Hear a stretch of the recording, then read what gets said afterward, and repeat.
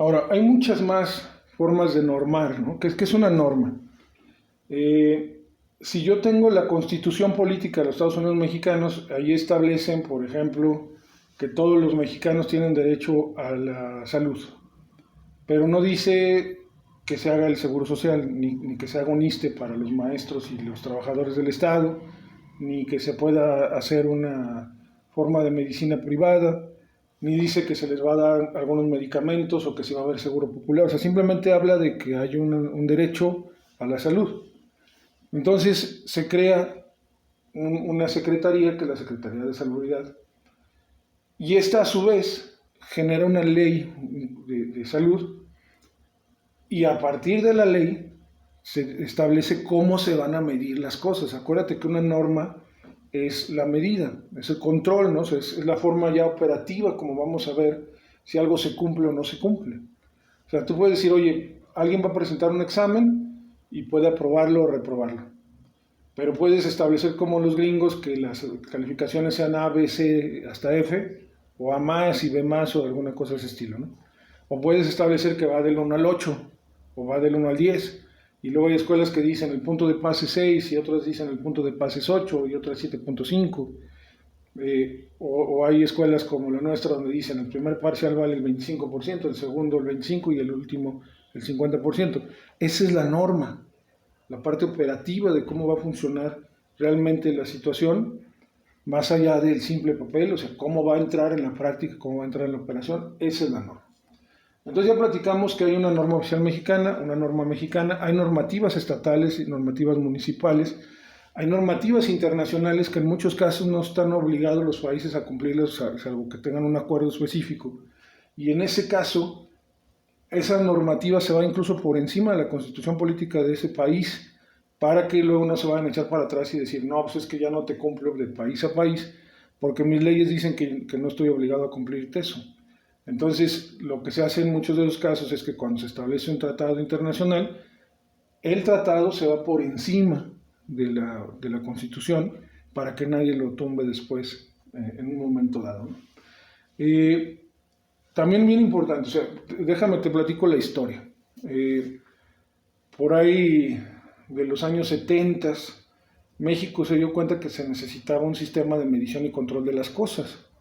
Porque, por ejemplo, alguien puede llegar y decir, oye, pues quiero venderle 1 millón de metros de tela a Japón. Y entonces los japoneses dicen, ok, así sí me laten tus precios, tus condiciones, tu producto, ¿cómo vas a medir el metro? Ah, mira, pues voy a agarrar una cinta y le voy a hacer a las de acá, uno, dos, tres. Y los japoneses van a decir, no, espérame.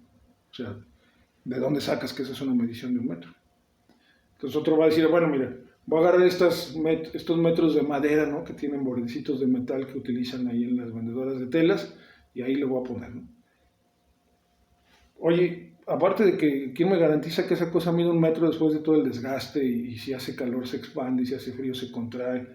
Y que la repetición de la medida siempre va a ser la misma, ¿no? Porque a lo mejor yo lo veo aquí y no estoy observando un ángulo, o lo veo de un lado y entonces la medición va a ser diferente. Y si tengo un error al medir 1 metro y te voy a vender 1 millón de metros, pues es probable que acumule 1 millón de errores. Y eso pues, es lana, ¿no? Entonces, pues el japonés dice, no, espérame, no me interesa.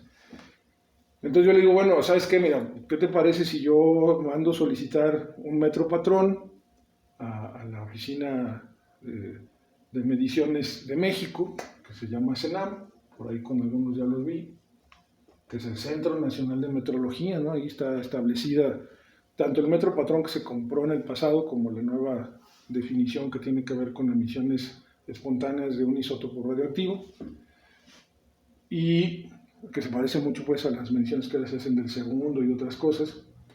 Y entonces le digo, oye, pues mándame una forma de garantizarle a los japoneses que esto que yo digo que es 1 metro es 1 metro. A eso se le llama trazabilidad de la herramienta de medición. Entonces, por ejemplo, yo puedo llegar y comprar un metro así como muy bien hecho y luego mandárselo al CIATEC para que ellos me certifiquen que mide 1 metro y que además me digan, mira, en estas condiciones de humedad, temperatura se expande más, entonces hay que hacer una corrección cuando haga calor y otra corrección cuando haga frío porque se va a contraer. Y los japoneses pueden decir, oye, sí está bien, pero ¿quiénes son los de esa empresa? Por muy centro de investigación que sea en Guanajuato, pues acá no lo conocemos en Japón.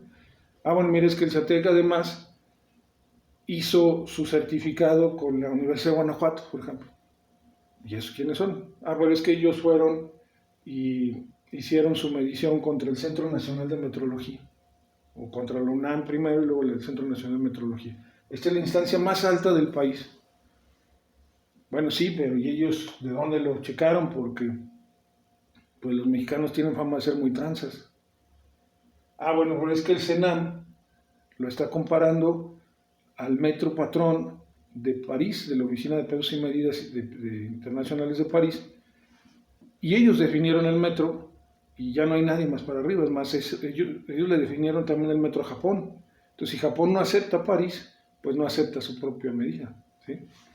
Entonces, México entendió que debería de haber una forma de hacer esas mediciones. Hoy en día, por ejemplo, si le vamos a vender así la tela a Japón, lo que hacemos es que ponemos un rodillo cuya circunferencia es de 1 metro y acá ponemos un rodillo donde se enrolla la tela, otro rodillo donde se desenrolla y entonces pasa y cada que esto gira una vez, pues es 1 metro y aparte pues ya le puedes aventar de voladísima y entonces ya medir con más rapidez 1 millón de metros. ¿Sí? Bueno, entonces cuando nos dimos cuenta que necesitábamos esas formas de hacer medición y control de las medidas, garantizar las cosas mediante un número, lo primero que hicieron fue preguntarse de dónde sacamos esa información, o sea, cómo le decimos, de dónde sacamos cómo se debe de medir, por ejemplo, de dónde sacamos cómo se debe de pesar. Si alguien llega y me dice que, por ejemplo, un alimento no debe de tener más de 6 partes por millón de metales pesados, ¿de dónde salió esa información? ¿Cómo se mide que algo tiene metales pesados? ¿Y cómo se hace ese control de partes por millón? ¿En qué laboratorio? ¿Con qué probeta? ¿Con qué sistema? ¿Con qué reactivos?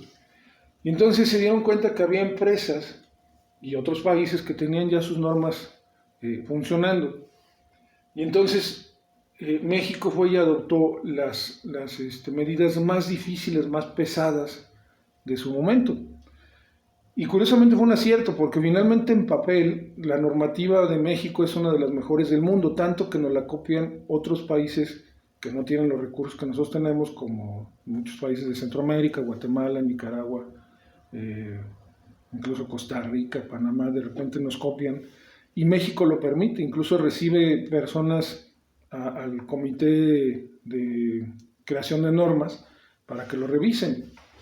Entonces, a la hora que hicimos esa elección de irnos a tomar la norma más difícil, al menos en papel, de repente dijimos, bueno, si la queremos cumplir, al cumplirla, o sea, al copiar, al piratearnos esa norma tan difícil, y si la llegamos a cumplir, pues el mundo entero sabrá que muy probablemente cumplimos la de ellos, porque fuimos a tomar la más difícil. Por ejemplo, la normativa más difícil sobre alimentos, medicamentos y suplementos es la norma Codex de Europa. Entonces, si yo voy a China y en China saben que yo cumplí mi norma basada en Codex, pues dicen, lo más probable es que cumples la China y te ayuda mucho a pasar, ¿no? Pero en ese momento la norma, que se llamaba NMX, o sea, lo que hicieron fue, pues tráete esa, ¿no? Y la llamaron norma mexicana, simplemente por ponerle un nombre, pero dijeron, no es obligatorio. Y no la podían hacer obligatoria por una razón fundamental, porque venía de otro país o era de una empresa. Y entonces, si por ejemplo yo tomaba la normativa de DuPont para explosivos y la hago oficial, entonces estoy privilegiando a una empresa francesa sobre todas las empresas mexicanas. Entonces yo le digo a las empresas mexicanas que hacen explosivos, fertilizantes, agroquímicos, mira, esta es la norma que a mí me gustaría que cumplieras y que te va a ayudar si exportas y si quieres competir contra DuPont, pero no es obligatorio. Y por eso salieron las normas mexicanas. Con el tiempo, México, pues al ver que era muy importante y necesario tener todo este desarrollo, generó la Dirección General de Normas,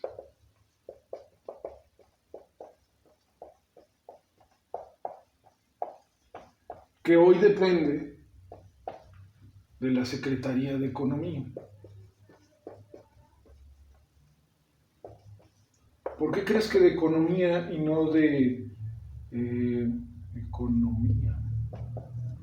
Y no de, por ejemplo, Secretaría de Gobernación o Secretaría del Trabajo, Secretaría de Recursos, de Medio Ambiente y Recursos Naturales. Pues porque es billete, ¿no? O sea, esto es para hacer negocio, es para producir, es para generar materias primas, bienes terminados y hacerlo de la mejor manera posible, ¿no? Entonces, en el momento que ya deciden generar a la Dirección General de Normas, que ellos crean al CENAM, ¿no?, el Centro Nacional de Metrología, para que les ayuden con este rollo, digamos, es la parte científica, operativa de ingeniería de la Dirección General de Normas. Esto es, pues, básicamente administrativo, y pues esto es político-económico, ¿no? Entonces, en ese momento, pues ya pueden generar normas oficiales mexicanas y decir, ahora sí, después de un estudio muy exhaustivo, pero aún basándonos en las más difíciles a nivel mundial, saco mi propia medición, mi propio diseño, mi propia estructura y la hago oficial. Resulta que con el tiempo algunas de estas que se quedaron voluntarias, se generaron normas de estas solo para decir que esta era obligatoria. Entonces hoy en día ya no hay ninguna garantía de que esta sea voluntaria. Vas a tener que revisar si no hay una norma que la vuelva obligatoria. Por ejemplo, una norma mexicana decía que todos los productos que se exportaran debían llevar la leyenda hecho en México y el escudo del águilita. Bueno, pues hoy en día hay una norma que dice que ya no es obligatoria. Digo que ya no es opcional, ahora es obligatoria.